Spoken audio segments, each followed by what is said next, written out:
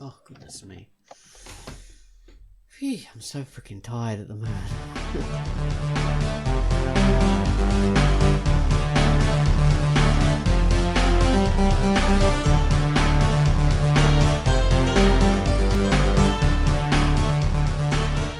Hello everybody, this is the QUACKCAST, QUACKCAST number 464. I'm Ozone Ocean, and with me is Tance and Baines. Hi guys. Hello. Hi Tance.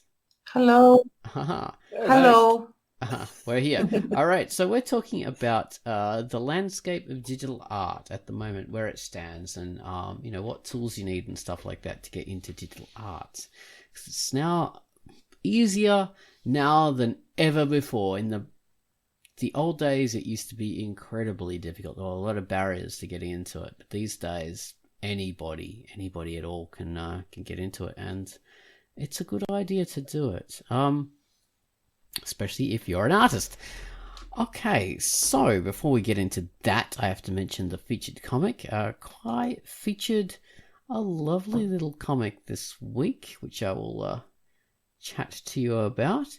It was the Arcade Project. So, Quai, tell us about the Arcade Project. Hello, this is QUACKCAST, and the feature I've selected for this week is Arcadia Project by Arcadia Project, and it is rated E for everyone. In a world with its own creation story that has its own female god and the devil, it also includes humans, orcs, trolls, vampires, elves, and aliens.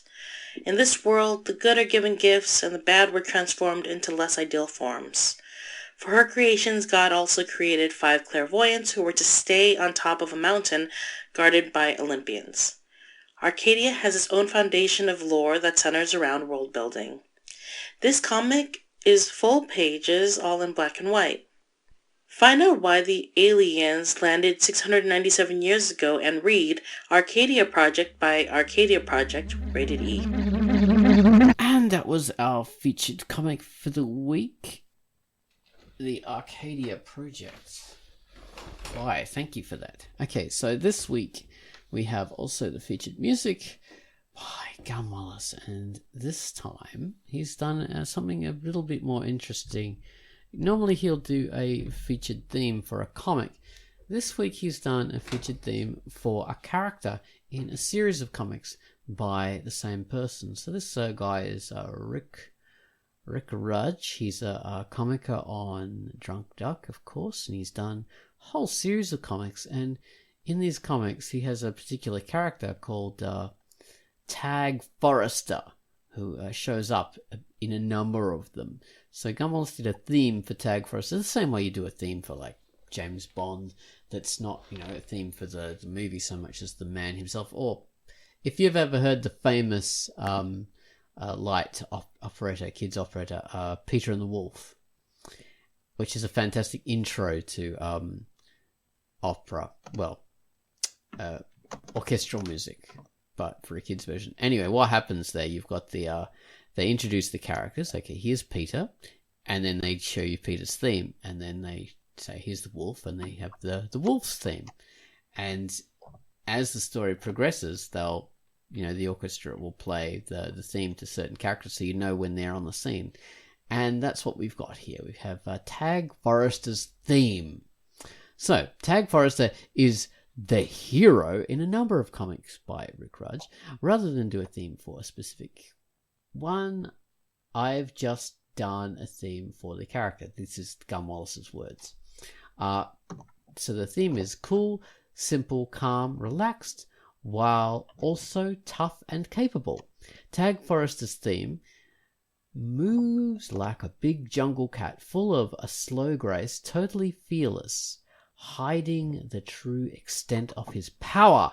The sound is classic 1970s. So take it away, Gun Wallace, with the theme for Tag Forrester.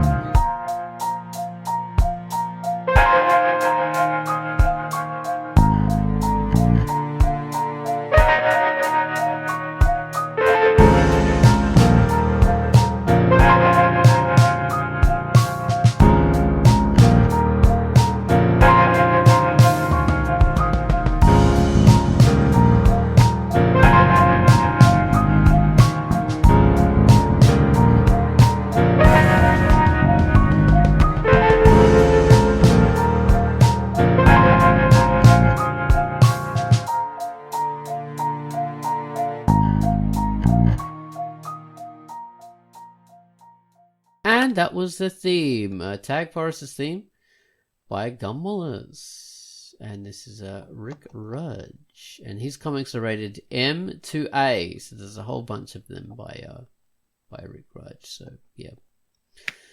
Careful of those ratings. Alright, so digital art, the state of it now.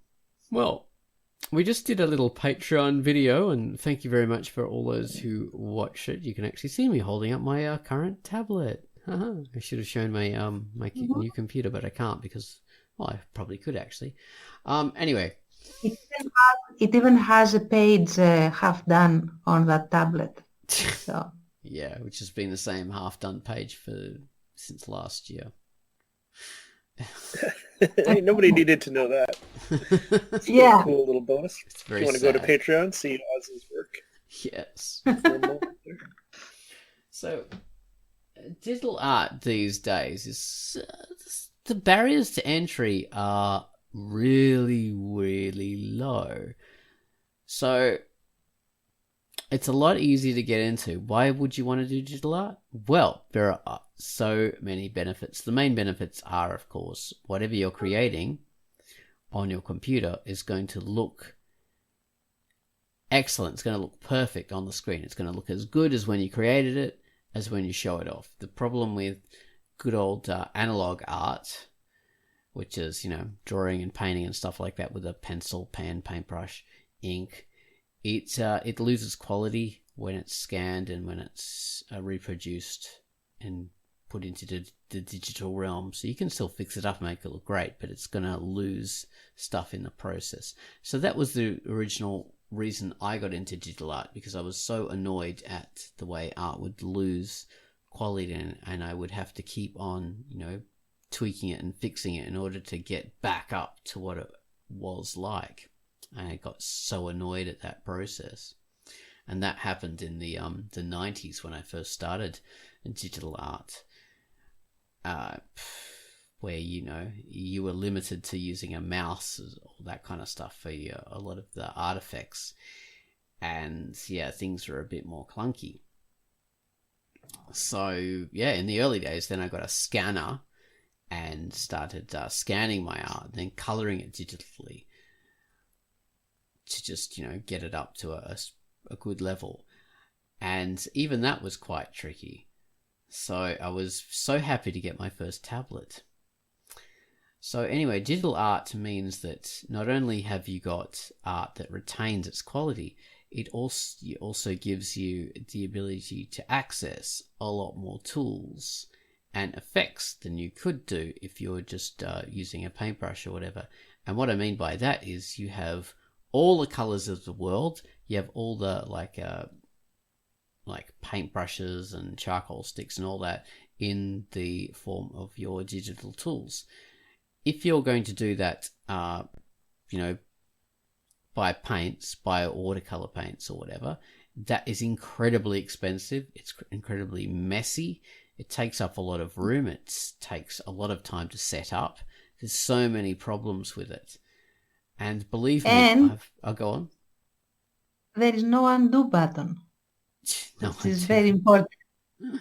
Oh man! But so How many times I've sat down to draw and like automatically reached for the undo button, then realized, oh, that's right, the undo double click or whatever. Yeah. But I've been there. I've spent hundreds of dollars on watercolors and acrylics and oil paints, and it gets more expensive the better you get, because you realize you can't get the student colors. You have to buy, and you can't get the intermediate, you have to buy the proper artist level colors, because the other ones don't retain the same opacity if you're thinning them down or if you're mixing them, and they don't mix very well, and they fade over time. And there's all this kind of stuff that they're, you know, you have to get the more expensive colors in order to have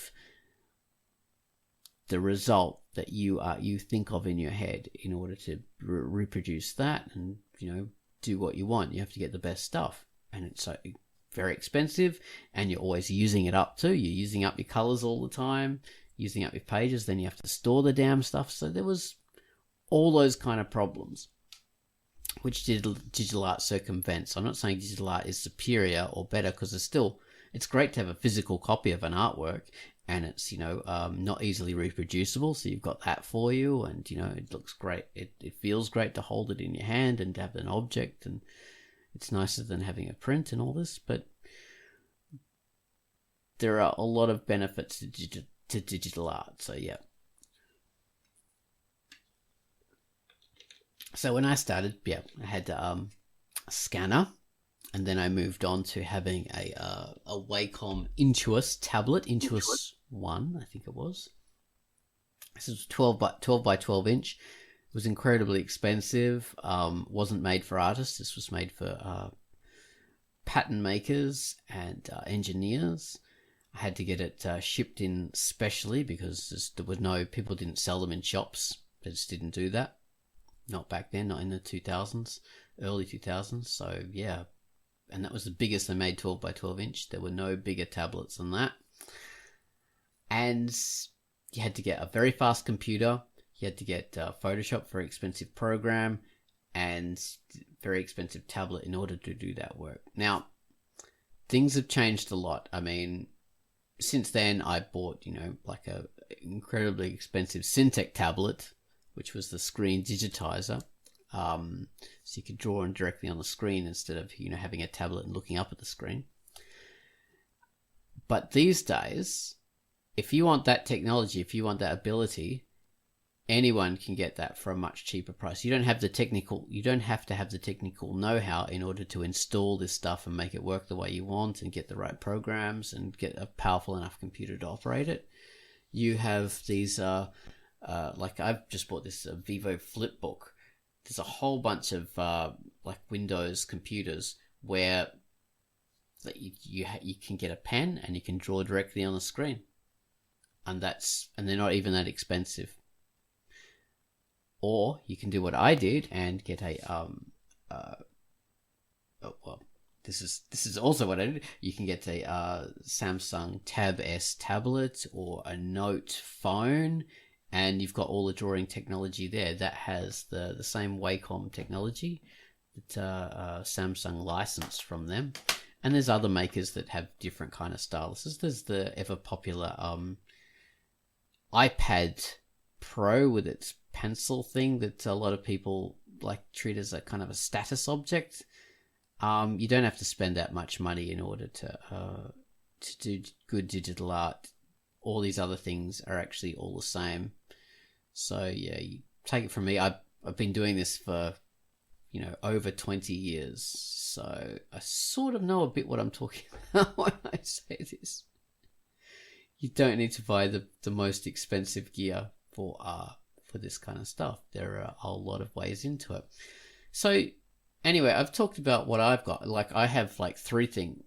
Well, probably more than three things that I can do it on. I've got my Syntec tablet. I have the my Samsung Tab S that I do most of my artwork on, which is a nice 10-inch tablet. That didn't cost me that much either. The program I use for drawing, it's I don't know, maybe $3-4. So that's fantastic. I do all my main comic work on that. I don't even use the Syntec and Photoshop anymore. I've got the also this new computer I've got, which is an Asus thing, and it's got a pen. I haven't been able to try drawing on that yet because I haven't got the stylus for it yet, but it's coming. So that's my gear. So what about you guys? What do you guys use to draw? Tance, tell us what's your digital art? Oh, my digital art tools are fascinatingly expensive. They are something that I don't even know if I should mention them. They are so expensive. Nobody can have them. Okay, so I have been drawing digitally one way or the other since I want to say 2003 or 4, somewhere around there, where I started off by scanning and then coloring with the mouse, and it was all awful for more reasons than skill. Yeah. And then around 2006, 2005, 2006, around there, I got my first Wacom tablet, which was like magic when I first tried it, and I could actually color, not only color, but I could paint directly into the program. So then I used to have Photoshop, and it was, I think, Photoshop, the one that with the feather. I don't remember which one that was, with the feather Yeah. logo. It's like, CS something, I think. yeah, it's probably CS or CS1, I think. Yeah, before that I had Photoshop 3 or something like that, which was broken and pirated, I don't know from where. But after that it was the legit version. And then I have been using that I was using that up until, let's say, 2013, Yeah. where the Windows then didn't support it anymore, so it didn't work.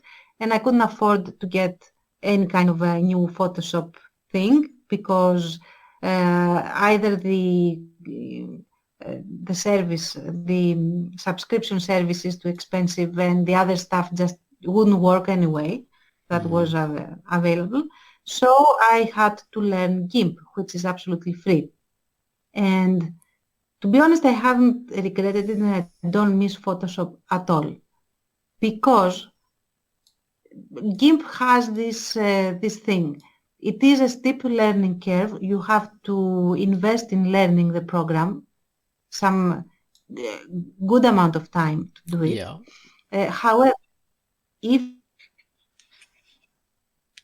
you put in the plan you need as a creator, if you design your workspace in GIMP as you need it to be for your purposes and so on, then you have a Photoshop experience that is better because it is custom made for you. It does the things that you want and has the tools that you want and the brushes that you want and all the stuff that you would want.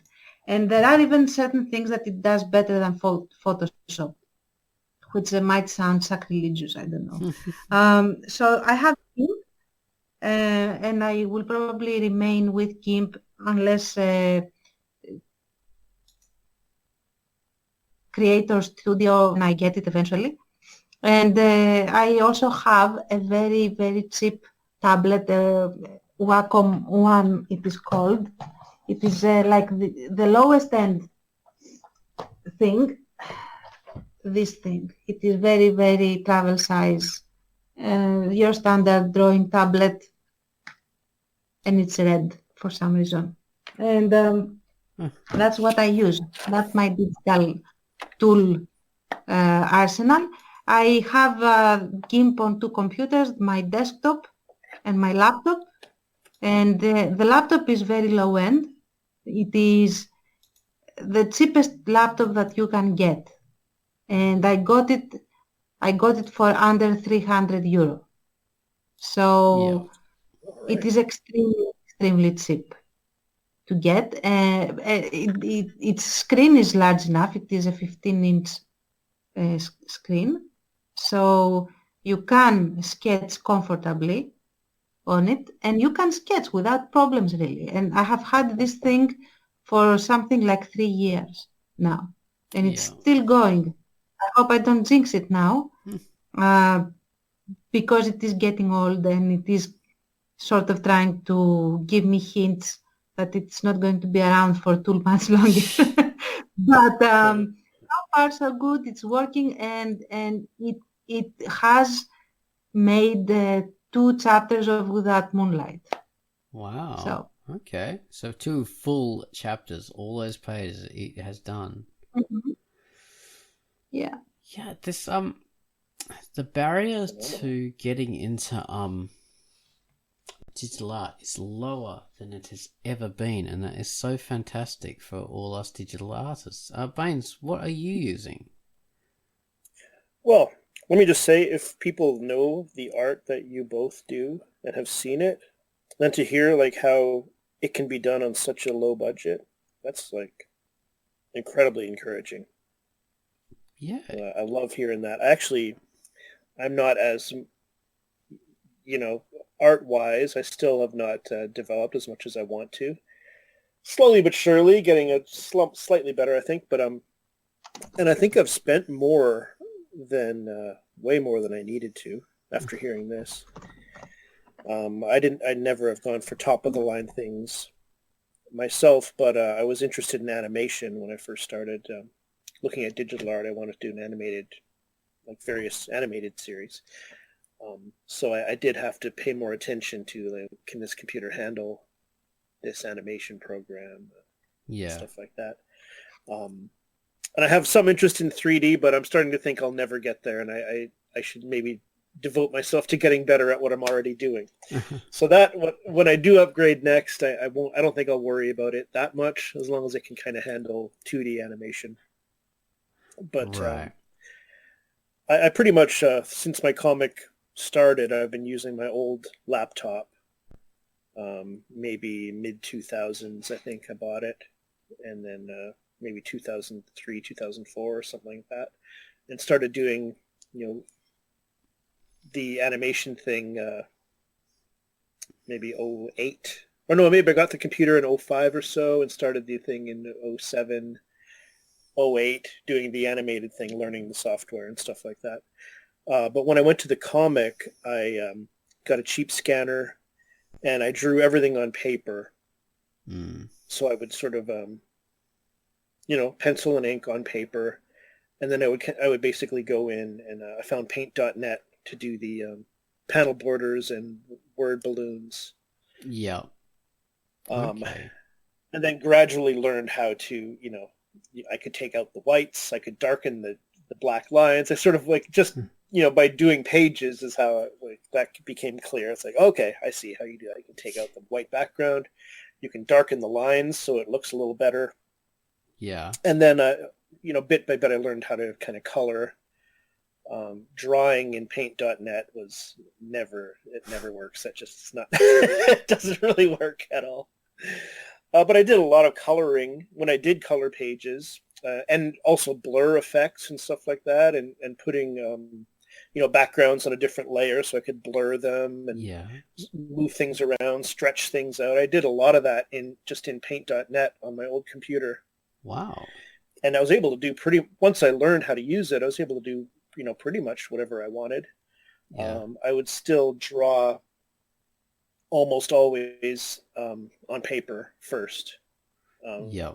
First I was doing pencil and ink, and then after a while I just did Sharpie on paper, my little clipboard, and put it in. And that stuff, a lot of that stuff, I looked at my comic recently, and like there's a period of time where I was doing that, but I was getting more comfortable with, kind of digital editing, just moving backgrounds around and, some shading and some blurring and stuff like that. And it looked quite good to me, Oh, wow. Then I moved into, for a while there, I was just completely drawing digitally. So like you were getting at earlier, Oz, like, so you don't have to worry so much about adjusting your image after scanning and getting it to look a little more presentable digitally. I started drawing in my animation program. So I still do that sometimes. I draw in Toon Boom Studio. Digital art, digital color. I would color in paint.net as well. I don't remember if I mentioned that. But then now I switched to, kind of doing drawing and coloring in Toon Boom and still doing the finishes in paint.net before uploading. Until I switched computers, I got a Mac. So now when I got the Mac, I can't use paint.net on that.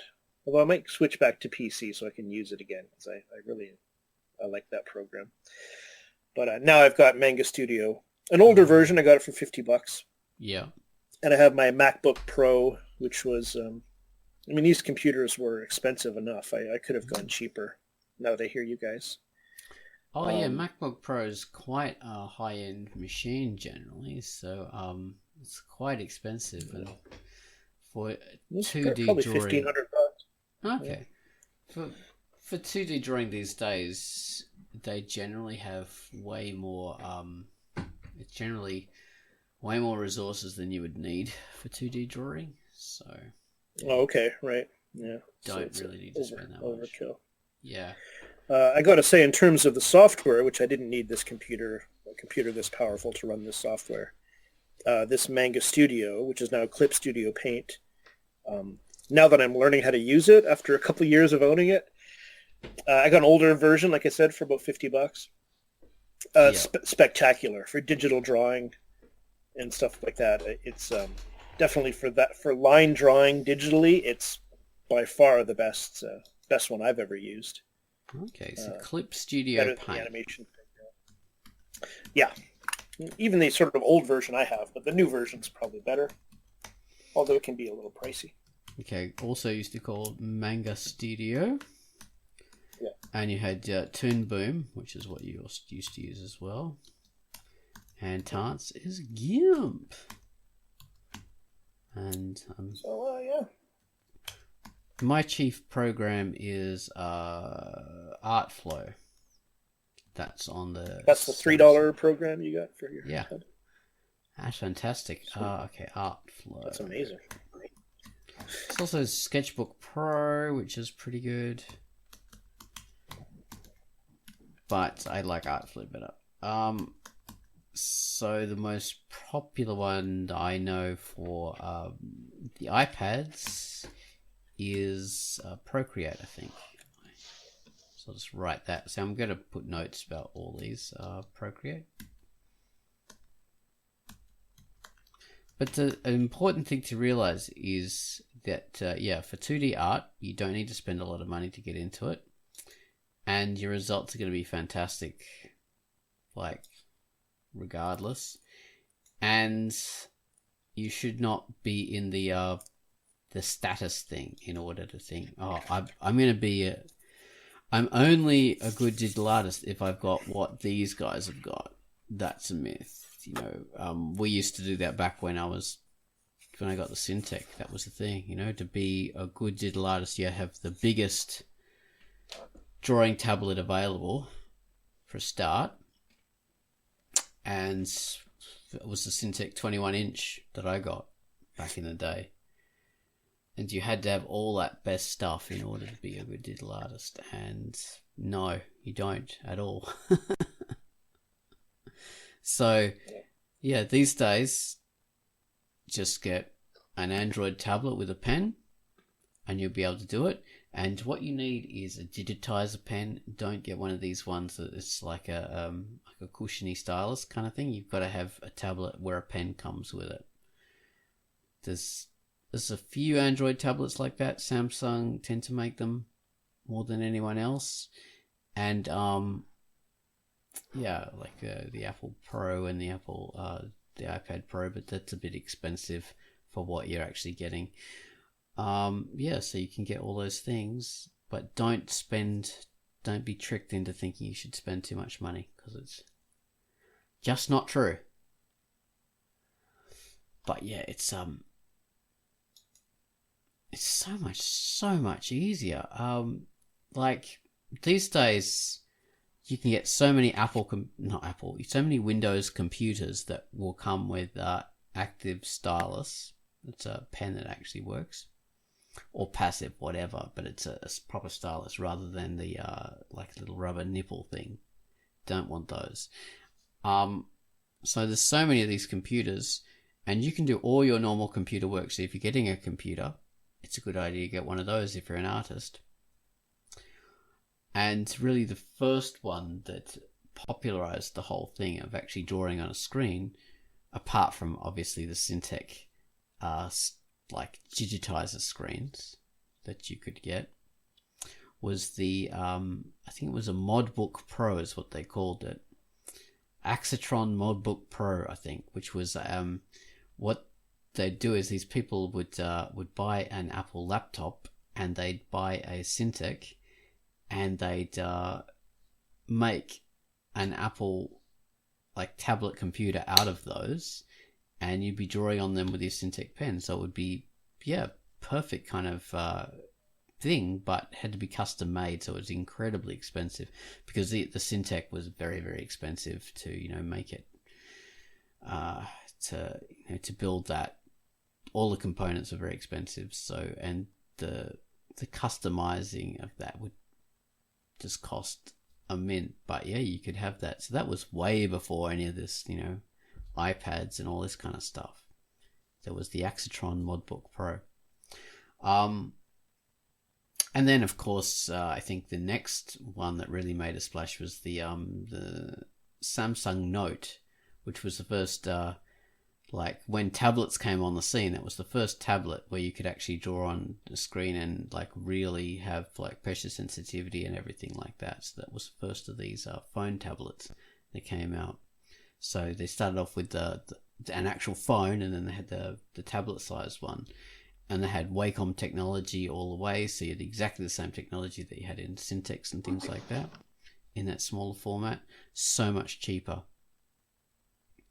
And then, that sort of expanded a bit more, and I think HTC had a version, and now Asus and everybody else is making them as well. And as Tant said in our video before, there's even other people who are making these kind of, different versions of tablets and screen digitizers, Chinese companies, all sorts of things that are quite cheap and quite fit for purpose. So they're specialized. I can't really tell you the names of them, but it's very easy to look it up. Say, look it up on eBay, drawing tablets or digital art equipment. Yeah, and also there are a lot of artists on YouTube that do try them out and give, I think, pretty reliable reviews on the pros and cons of each one, and the value for money that you are getting, basically. But I know that when I do get to update my tablet, it's 90% chance that it will not be a Wacom anymore. It's going to be one of the other ones that seem to be a lot more versatile and offer a lot more for your buck, in a sense. So. Yeah, Wacom's still very expensive because they still have that premium sort of cachet to them, because they were the first drawing tablets out there. So, they have that bit of that cachet, which means they have a markup to everything that they make.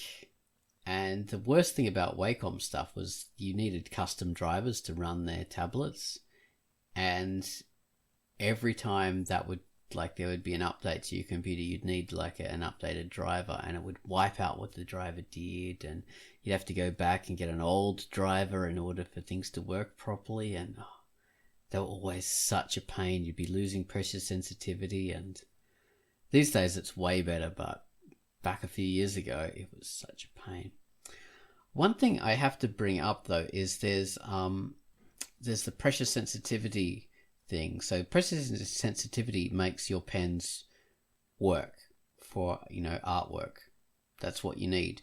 But don't be fooled by numbers of pressure sensitivity. Now this is like when you have pixels in megapixels in cameras. So they'll the camera will say this is 50 megapixels, this is 12, this is 6, or whatever. After a certain level, it really doesn't make too much difference, and there were various reasons for that, and it actually makes things worse. With the pressure sensitivity for your pen, I think they're up to 8,000 now. So back in the day, it was 512 was the pressure sensitivity of pens. For a higher end tablet, it would be 1,024, and that was it. And then we had 2008, whatever. So it's always doubles and doubles, which is how you do things in computers. And now we're up to 8,000. But obviously, you really cannot. I mean, people will pretend that they can tell the difference between I don't know, 1,000 and 2,000 or 2,000 and 8,000 or like 4,000 or whatever, but you can't. It's bullshit. It comes down to the software you're using and the quality of the stylus, really. You know, and that's the give in it, the springs, or, you know, the cushiness of the tablet and the surface you're drawing on. And also your skill as an artist, how hard you're pressing, and, you know, basically the build quality of what you're using as well. So don't get fooled by the numbers. Don't think, oh, I have to have this kind of pen because it's going to give me all this. Or latency. Maybe you think like, oh, I have to get like the Apple iPad pen thing because that's got the lowest latency in that. Basically, the gear that's around is of a certain level that these things are just empty numbers. That is not such a big thing. So yeah, please never be fooled into thinking that you have to spend an extra $2,000 or an extra $500 to get something that's got, it's just got like an extra few levels of pressure or extra few, seconds of latency in like communication between the tablet and the pen. That's not really the thing. Usually the biggest like issues of, the ability to do good drawing doesn't have to do with the abilities of the pen and the digitizer. It has to do with the software you're using and how fast your computer is. And these days, your computers tend to be fast enough to catch up, so you don't really have to worry. Like back in the day, I had I had the most expensive like Syntec and the most expensive like Intuos tablet, and most expensive computer I could afford, which was very expensive with all the RAM and, all this gear of Photoshop, and you'd still have lag and stuff like that, but it wasn't due to the qualities of the pen and the tablet. It was due to the quality of the computer. That was the thing where the bottleneck was happening. These days, those bottlenecks don't exist. People pretend they exist in order to, have like, oh, I spent this much on my gear, so it must be better. Or, you should buy this stuff because, like marketing, buy this stuff, it'll make you a better artist. This stuff, it'll make you a better artist, it's bullshit. It just comes down to your personal skill. Those bottlenecks don't exist. Your tablets, this particular tablet I've got, this Samsung Tab S, that has enough RAM and enough processor speed, and it's fast enough that it doesn't lag, and it can handle quite big drawings and quite big artwork at very high, extremely high resolutions without running into bottlenecks, which is, my old computer, which was, as powerful it was in a day, did run into bottlenecks when it drew at a certain resolution. So yeah, just a rule of thumb I would advise when you are looking to upgrade is, before you look at any specifications on anything, think about the elements that you didn't like or that gave you trouble with the equipment that you had and which you are replacing.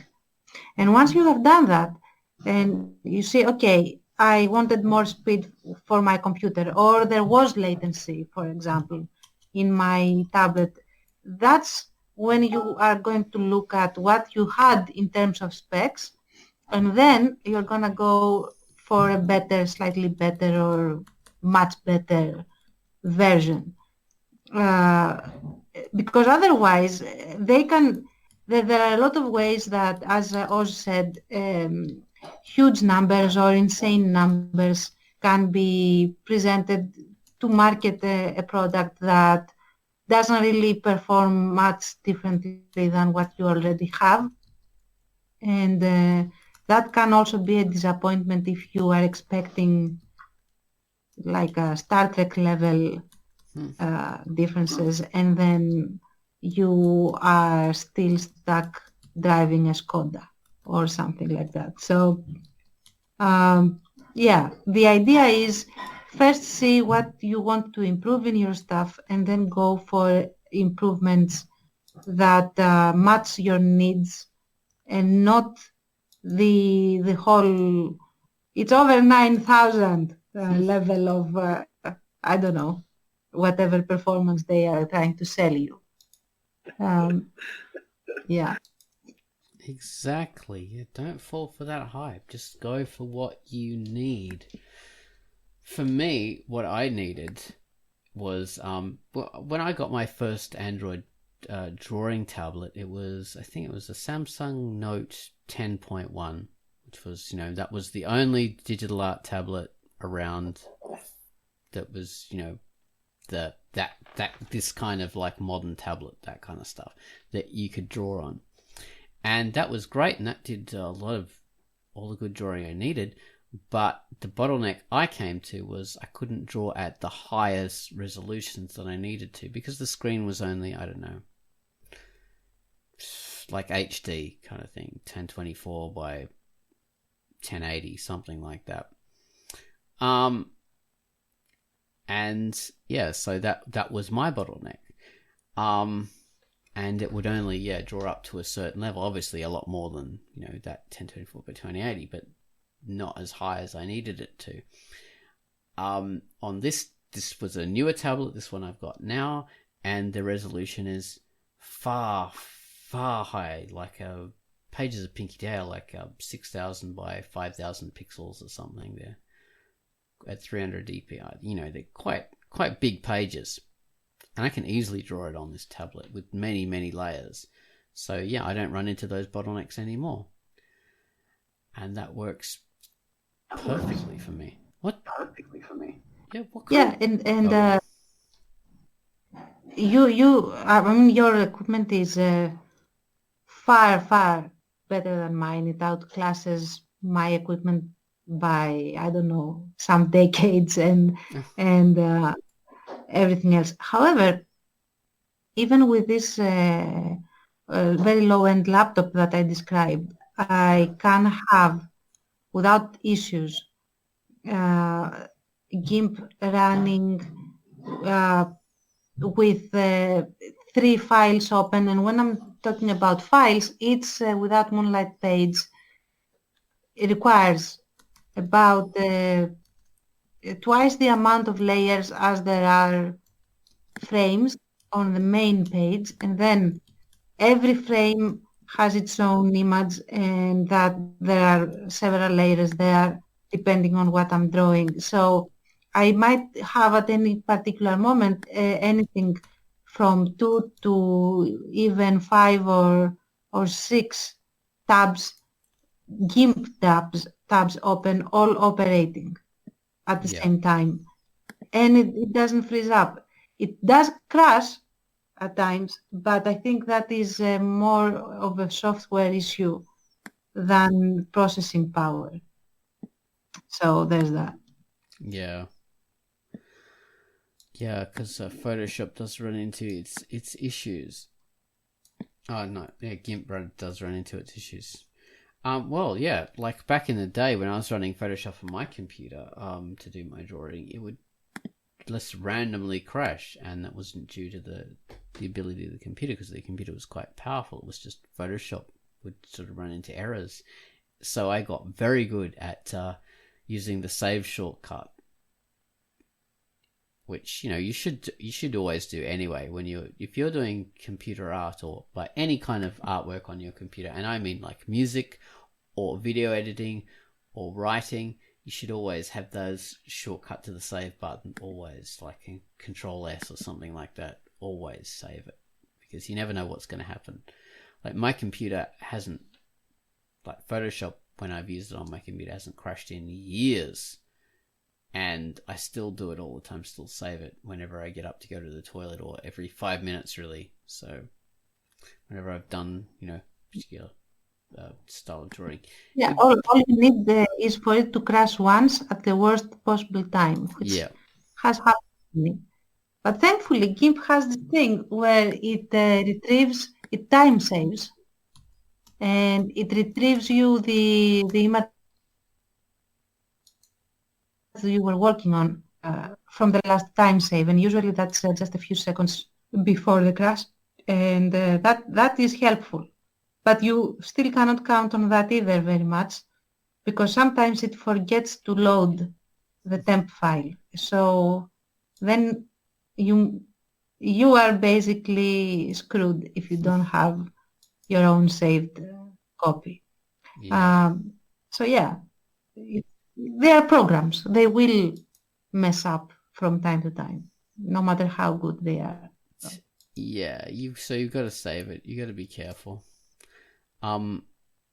Yeah, back in the day, I think I even had to do like multiple saves in case one was corrupted, which was possible to have.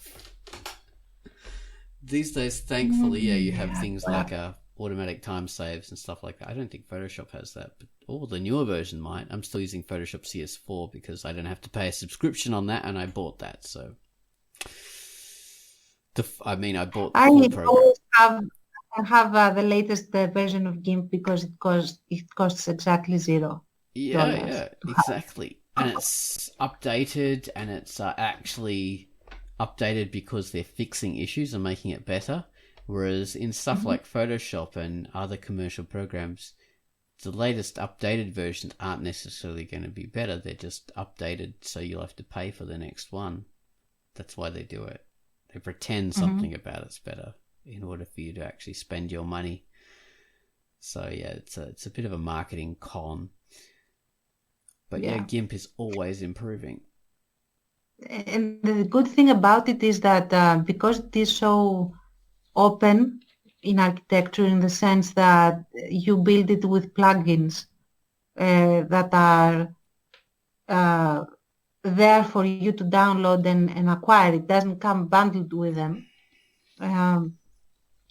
You have all sorts of programmers that are dedicated to GIMP because GIMP has a community. You have all these programmers developing their own plugins and uploading them and saying, okay, this is for this thing and this does that, like developing this special program that does mirror imaging in a very specific way, and it allows you to create a mandala style art in very specific streamlined vector level art versions, and it's really, really cool, and it is a very specific plugin. If you have it, it's free, then your program can do this. And I think it's the sheer versatility of it once you learn the logic.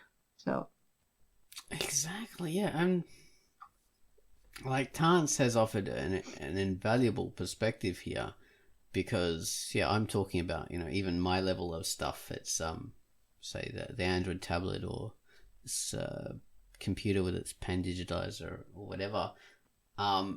That's at like a mid-range now, I think, that stuff. But what Tance brings up is you can get like $200 laptop. You can get a good tablet, a good laptop from like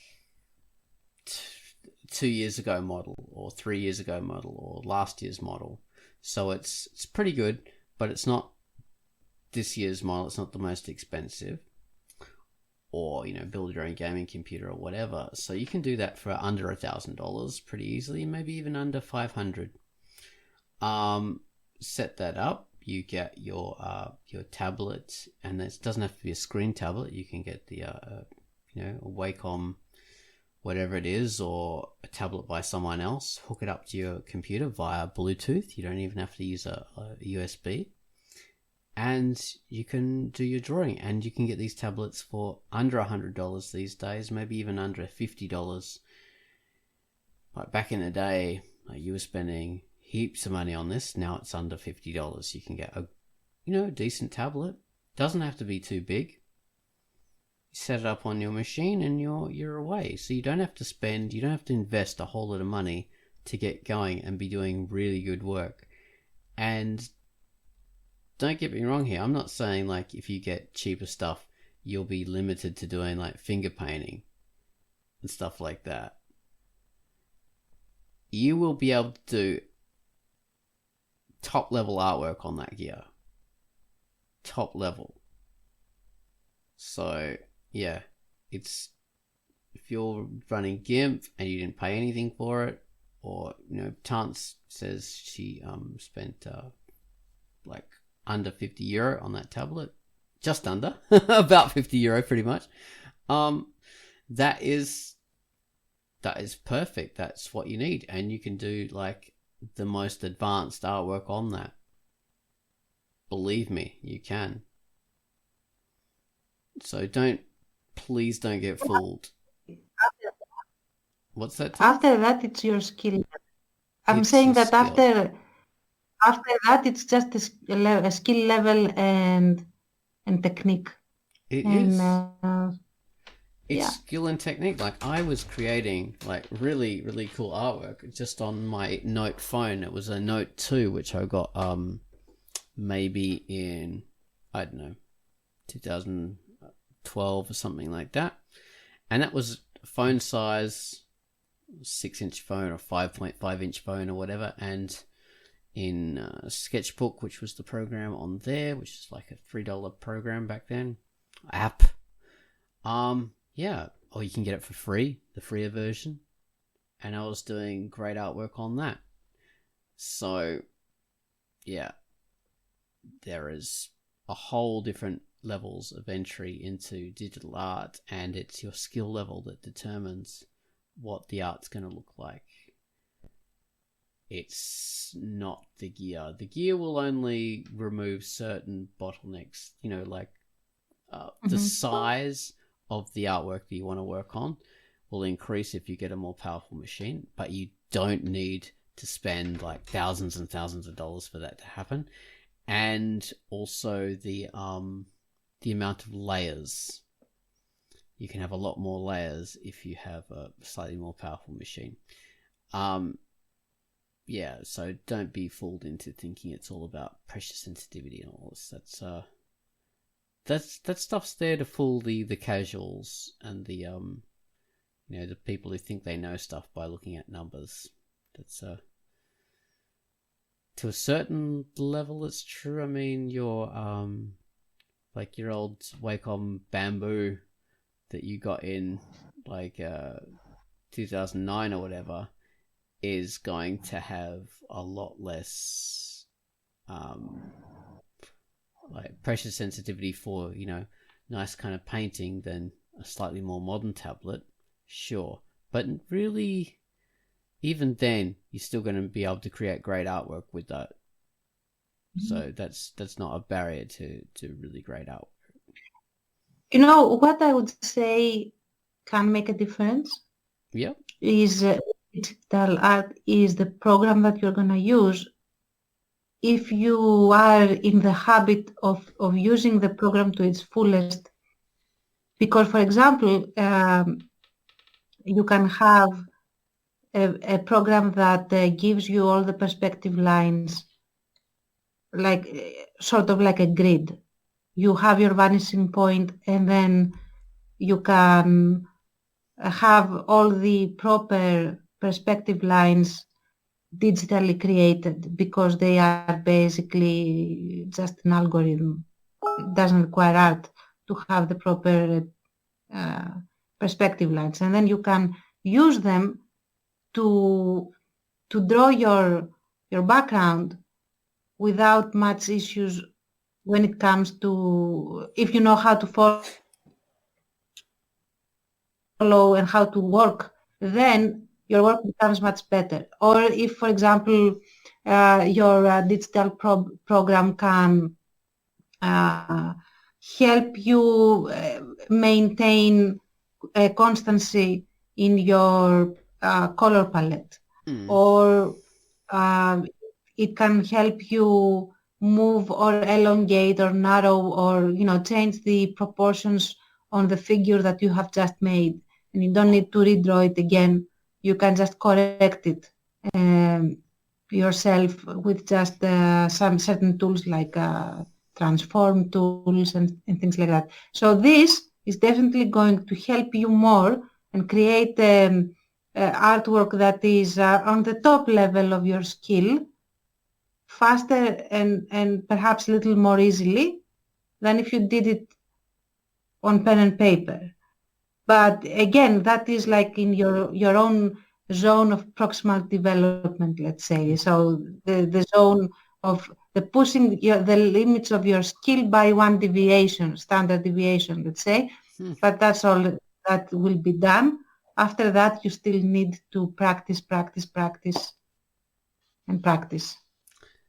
Yeah, like you're saying, Some more. the perspective stuff. Yeah. That's useful, having that grid automatically drawn in. I mean, if you're doing it pen and paper, you can just do vanishing points and draw them and trace them in, and you can always do that. But yeah, it does make it. It's a shortcut to have it quickly done.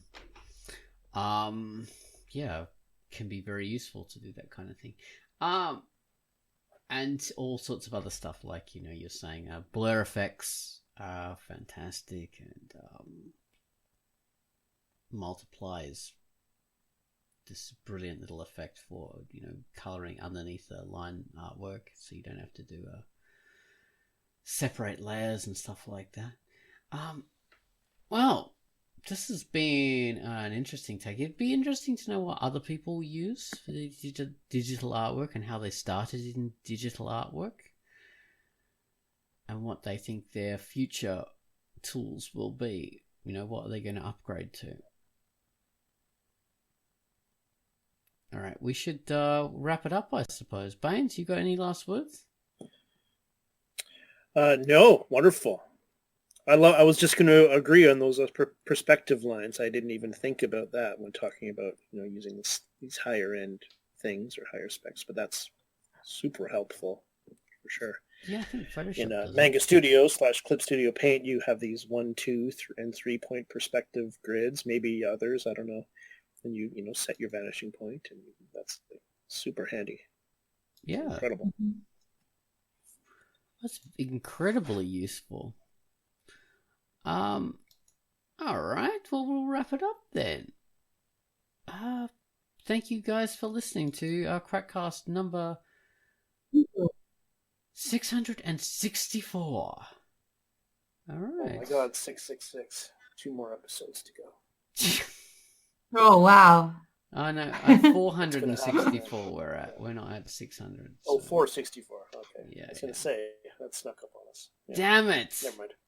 100 and something more to go. Okay, all right. Start getting nervous in a couple years, folks. Yes. That's the demonic cast. All right. Bye-bye, people.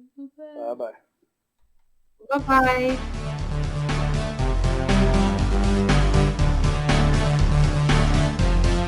Thank you.